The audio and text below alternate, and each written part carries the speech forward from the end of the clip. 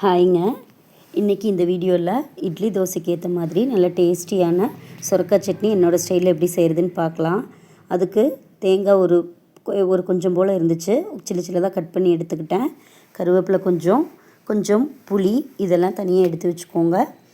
அதுக்கப்புறம் வானலியில் எண்ணெய் விட்டு எண்ணெய் காஞ்சதும்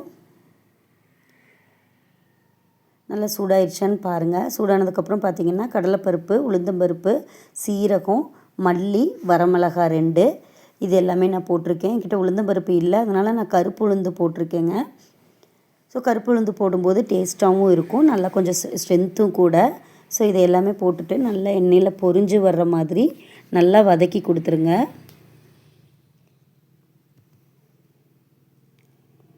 நல்லா வணங்கிருச்சு. இப்போது நான் பூண்டு, தக்காளி, வெங்காயம் ரெடி பண்ணி வச்சுருக்கேன். இப்போ அதில் பூண்டையும் வெங்காயத்தையும் மட்டும் இதில் சேர்த்துக்கிறேன். ஒரு கிச்சன் டிப்ஸுங்க, எப்பயுமே வெங்காயத்தையும் தக்காளியையும் ஒன்றா வணக்கக்கூடாது.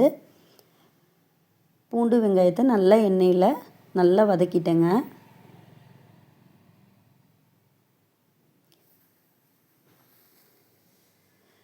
கொஞ்சம் கோல்டன் ப்ரௌன் ஆனதுக்கப்புறமா நான் கட் பண்ணி வச்சுருக்கிற தக்காளியை சேர்த்துக்கிட்டேன். நாங்கள் 4 பேர்த்துக்கு செய்கிறேங்க. இதனோட அளவுன்னு பார்த்திங்கன்னா ஒரு பெரிய வெங்காயம், ஒரு தக்காளி, நல்ல பெரிய சைஸ் தக்காளி, நான் இது தான் எடுத்திருக்கேங்க. அதுக்கப்புறம் கல்லுப்பு, தக்காளி வணங்குறதுக்காக கொஞ்சமாக நான் இப்போ சேர்த்துக்கிறேன். கல்லுப்பு சேர்த்து வதக்கும்போது நல்லா நொதிச்சு வந்துடும் இல்லைங்களா, அதனால் கல்லுப்பு கொஞ்சமாக சேர்த்து நல்லா வதக்கி விட்டுக்கோங்க.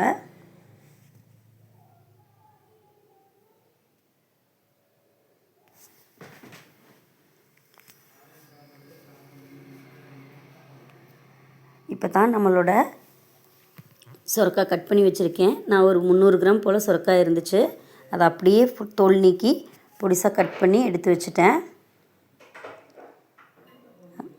பொடியாக நான் கட் பண்ணிவிட்டு நல்லா எண்ணெயில் வணக்குங்க. நல்லா வெந்து வரணும், ஏன்னா நம்ம பொரியல் மாதிரி இது செய்ய போகிறது இல்லைங்களா, சட்னிக்கு வணக்கிறதுனால நான் எல்லாம் எண்ணெயில் வதக்கி விட்டுருங்க. நம்ம இது தண்ணி விட்டு வதக்க போகிறதில்ல, அதனால எண்ணெயில் நல்லா வணங்கணும். கொஞ்சம் மூடி போட்டு மூடிக்கலாம். எப்பயுமே காய் வணக்கும் போது கொஞ்சம் மூடி போட்டு மூடுவோம் இல்லையா, அந்த மாதிரி மூடி போட்டு மூடிக்கலாம். நல்லா தண்ணி விட்டு அந்த காயே வெந்துடும். சொரக்காய் உடம்புக்கு ரொம்ப நல்லதுங்க. வெயில் காலத்தில் சொரக்காய் சாப்பிடும்போது ரொம்ப ஹெல்த்துக்கு ரொம்ப நல்லது. எப்பயுமே பொரியல் குழம்பு அப்படின்னு வச்சுட்டு இருக்கிறத விட இந்த மாதிரி கொஞ்சம் வித்தியாசமாக சட்னி செஞ்சும்போது குழந்தைங்களும் நல்லா என்ன சட்னினே தெரியாமல் சாப்பிட்டுக்குவாங்க. ஸோ அவங்களுக்கும், சாப்பிடாத குழந்தைங்களுக்கும் கூட நம்ம இது கொடுக்கலாம். ஸோ இந்த அளவில் நல்லா வெந்து வரணும். இந்த மாதிரி காய் ஒன்று எடுத்து பார்த்தீங்க அப்படின்னா அது நல்லா வெந்து நசுங்கி வரும். ஸோ அந்த பதத்துக்கு நல்லா வதக்கி விட்டுருங்க. இதில் கருவேப்பிலையும் புளியையும் ஃபஸ்ட்டு சேர்த்துக்கலாம். ஐயோ, பாக்ஸ் உள்ளே விழுந்துருச்சு, பார்த்து கவனமாக செய்யணும்.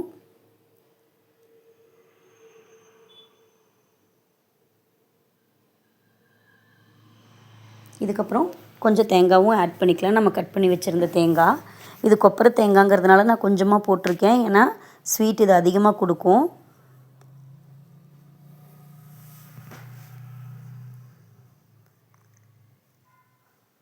தேங்காய் போட்டுட்டு நீங்கள் அப்போவே அடுப்பை ஆஃப் பண்ணிக்கலாம். ரொம்ப வதங்கணுங்கிறது இல்லைங்களா, அதனால் தேங்காய் போட்ட உடனே நம்ம ஆஃப் பண்ணிவிட்டு சும்மா 2 வணக்கிட்டு அப்படியே எடுத்துக்கலாம். இப்போது சட்னிக்கு தேவையான அளவு உப்பு கடைசியாக சேர்த்துக்கோங்க.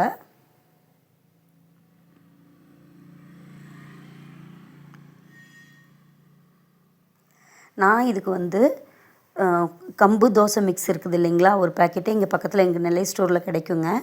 அது வாங்கி நான் ஊற வச்சு அதுதான் தோசை விட்டுருந்தேன். இந்த சட்னிக்கும் இந்த தோசைக்கும் எவ்வளோ சூப்பராக இருந்தது, நல்ல டேஸ்டியாகவும் இருந்துச்சு. நான் கொஞ்சம் உப்பு ஆட் பண்ணது பத்தலை, நான் மறுபடியும் சட்னி அரைச்சதுக்கப்புறம் கொஞ்சமாக ஆட் பண்ணிக்கிட்டேன். உப்பு மட்டும் நம்ம கரெக்டாக அட்ஜஸ்ட் பண்ணிக்கலாம் இல்லைங்களா, உப்பு கம்மியாக இருந்தால் சேர்த்துக்கலாம்.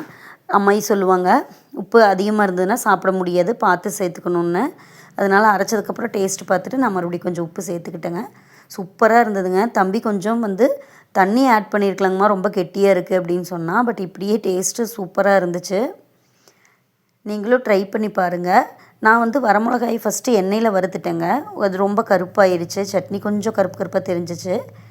வரமிளகாய் நீங்கள் லாஸ்ட்டாக சேர்த்திங்க அப்படின்னா கொஞ்சம் அந்த வெங்காயத்து கூட சேர்க்கும்போது கொஞ்சம் கருப்பாக பொரிஞ்சு வராது.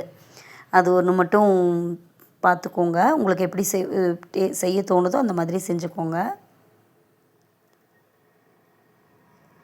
இதுதாங்க என்னோடய ஸ்டைலில் சொரக்காய் சட்னி ரொம்ப ஹெல்த்தியாக ரெடி ஆகிடுச்சு. 2 தோசையில் தம்பிக்கு